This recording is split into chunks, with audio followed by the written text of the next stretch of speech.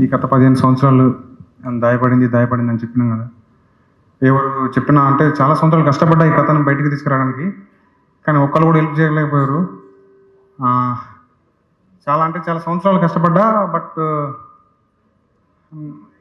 ఇతను అండి ఇతను ఆ ఊరు వాడు.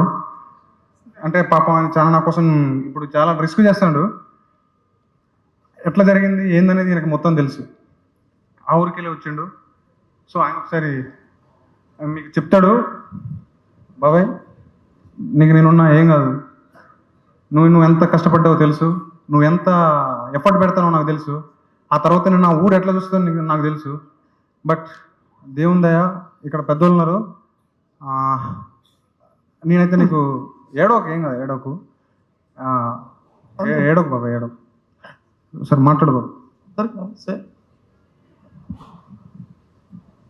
తీసిన సినిమా మా ఊళ్ళో జరిగింది.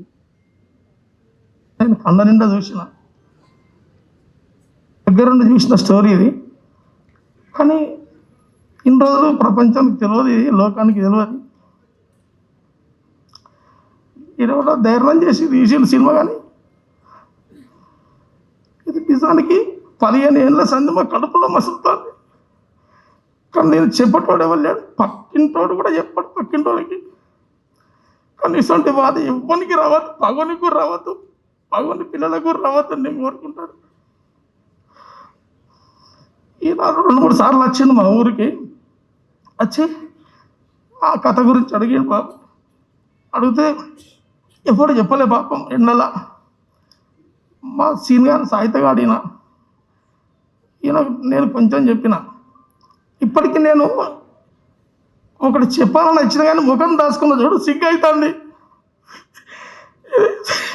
అరే లోకానికి చెప్పినవారు సాయిలు,